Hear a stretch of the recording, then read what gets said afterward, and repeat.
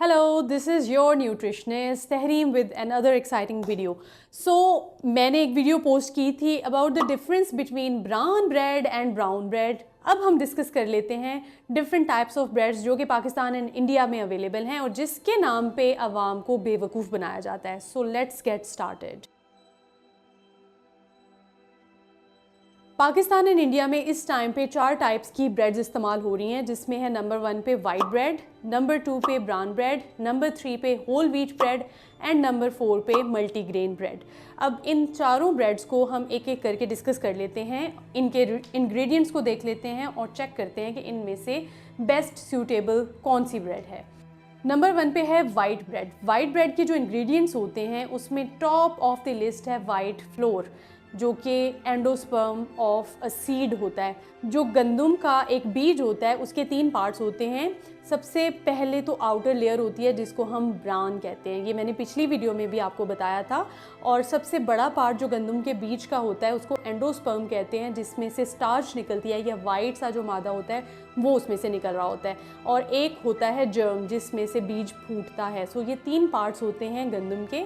अब जितनी भी टाइप्स की कमर्शियल ब्रेड्स होती हैं वो इनमें से किसी ना किसी पार्ट को यूज़ करके बनाई जाती हैं. ज़्यादातर ब्रेड्स में एंडोस्पर्म का पार्ट इस्तेमाल होता है जो कि स्टार्च होता है, जो कि तमाम टाइप्स की ब्रेड्स में इक्वली इस्तेमाल हो रहा होता है, लेकिन इनकी क्वांटिटी वेरी करती है हर तरह की ब्रेड्स के अंदर. तो देख लेते हैं कि वाइट ब्रेड में कितना ज़्यादा एंडोस्पर्म होता है. वाइट ब्रेड जो बनती है उसमें टॉप ऑफ द लिस्ट जो इंग्रेडिएंट है वो वाइट फ्लोर ही होता है, क्योंकि वो वाइट कलर होता है वो वाइट फ्लोर की वजह से ही आ रहा होता है. इसके अलावा वाइट ब्रेड के अंदर इमल्सिफायर्स यूज हो रहे होते हैं, सॉल्ट होता है, यीस्ट होते हैं, पाम ऑयल्स होते हैं एंड शुगर्स होते हैं. अब नंबर 2 पे डिस्कस कर लेते हैं होल व्हीट ब्रेड को. होल व्हीट ब्रेड जैसा कि नाम से वाज़िया है कि इसमें पूरे का पूरा गंदम का बीज इस्तेमाल होता है इसकी मैन्युफैक्चरिंग के अंदर, लेकिन क्या इसकी परसेंटेज जो बताई जाती है वो ही होती है. सो होल व्हीट ब्रेड के अंदर जो होल व्हीट का फ्लावर होता है वो ये क्लेम करते हैं कि 65% होल व्हीट फ्लावर यूज हो रहा होता है, जो कि आटा होता है होल व्हीट का, जिसके अंदर उस गंदम के बीज के तीनों पार्ट्स होते हैं. इसके अलावा व्हीट की जो क्रस्ट होती है या जिसको हम ब्रैन कहते हैं उसका 6.66% हिस्सा उसमें यूज हुआ होता है. इसके अलावा उसमें भी जो होल व्हीट है उसके अंदर भी शुगर्स इस्तेमाल हो रहे हैं, सॉल्ट भी उसके अंदर इस्तेमाल हो रहे हैं, इमल्सिफायर्स, यीस्ट, पाम ऑयल्स, ये इक्वल अमाउंट में होल व्हीट के अंदर भी इस्तेमाल हो रहे होते हैं. इसके अलावा एक बहुत ही इंपॉर्टेंट केमिकल है, वो सबसे एंड पे मैं आपको बताऊंगी, जो कि तमाम बीमारियों की और तमाम रीजंस की जड़ होता है. वो तमाम तरह की ब्रेड्स में पाया जाता है. अब देख लेते हैं हम ब्राउन ब्रेड की मैन्युफैक्चरिंग को या उसके अंदर पाए जाने वाले इंग्रेडिएंट्स को. अब जिस तरह से ब्राउन ब्रेड को कमर्शलाइज किया गया है, डिफरेंट मार्केटियर्स ब्राउन ब्रेड को सेल करने की तरफ लगे हुए हैं, क्योंकि वाइट ब्रेड को बहुत इजीली अनहेल्दी बता दिया गया है कि ये अनहेल्दी होती है बिकॉज ऑफ दिस कलर. लेकिन ब्रेड बेचने वाली जितनी भी कंपनीज हैं उन्होंने अपनी मार्केटिंग में ब्राउन कलर को मार्केट करना शुरू किया, क्योंकि अब लोगों को पता चलना शुरू हो गया है कि जो ब्राउन कलर होगा वो ही हेल्दी होता है. जैसा कि आपने सुना होगा कि जो ब्राउन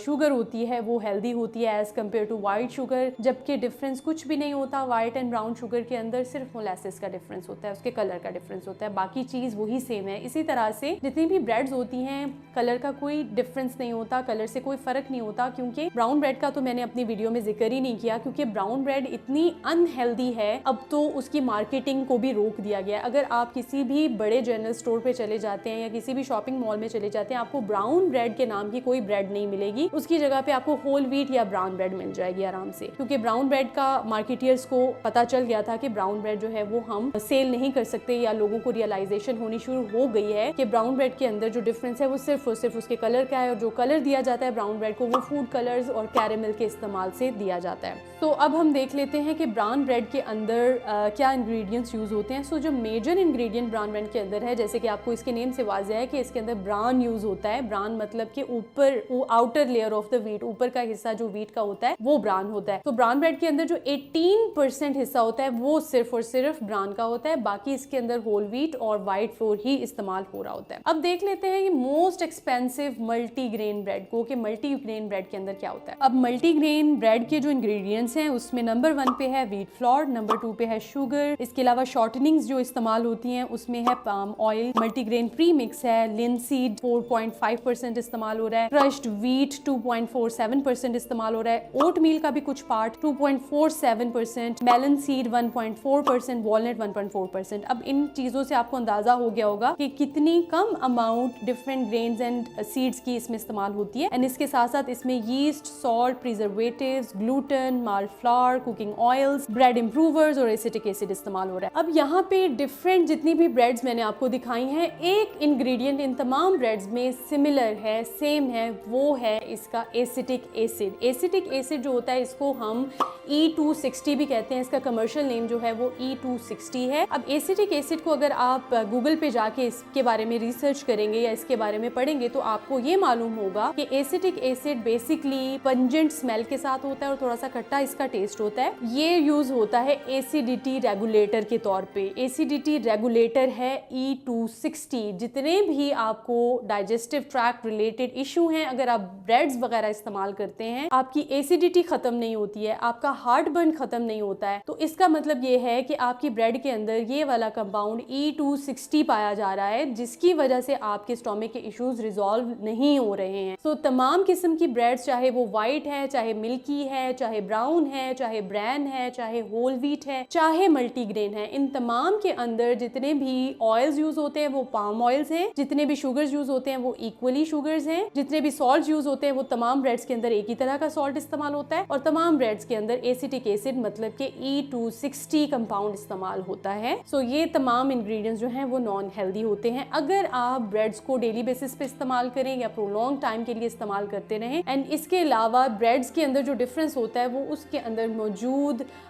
वीट के जर्म की वजह से ही होता है, वीट के ग्रेन की वजह से ही होता है कि किसी ब्रेड के अंदर ब्रान यूज हुआ है, किसी के अंदर एंडोस्पर्म ज्यादा यूज हुआ है, किसी के अंदर जर्म यूज हुआ है, किसी के अंदर एक से ज्यादा ग्रेन्स इस्तेमाल हो रहे होते हैं। सो अब सोल्यूशन क्या है कि क्या किया जाए? सोल्यूशन की तरफ हम जाते हैं। सोल्यूशन इसका ये है कि no matter what bread you use, आपने उसको प्रोलॉन्ग पीरियड तक के लिए यूज नहीं करना या आप उसको डेली बेसिस पे इस्तेमाल ना करें। Always go for variations and always go for that bread जिसके अंदर आपकी होल व्हीट का कंटेंट थोड़ा सा ज्यादा हो या ब्रैन का कंटेंट थोड़ा सा ज्यादा हो, क्योंकि ब्रैन के अंदर ही ज्यादा से ज्यादा विटामिन्स एंड मिनरल्स पाए जाते हैं। इसके अलावा डिफरेंट सीड्स भी अगर ऐड ऑन हो जाते हैं, जैसे कि मल्टीग्रेन ब्रेड में होता है, उसका फाइबर कंटेंट भी थोड़ा सा बढ़ जाता है, लेकिन इसका ये मतलब नहीं है कि वो हेल्दीएस्ट ऑप्शन होगा आपके लिए। Still it's a good option if you are using it only for 1 to 2 times per week, या मैक्सिमम भी हो जाता है तो 3 दफा आप इस्तेमाल कर लें। एंड आपने पूरे दिन में 2 से ज्यादा ब्रेड्स इस्तेमाल नहीं करनी है। Do not go for 3-4 breads in a day अगर आप ब्रेड्स का इस्तेमाल कर भी रहे हैं तो। एंड अदर ऑप्शंस जो आपके लिए ब्रेकफास्ट के अंदर खास तौर पे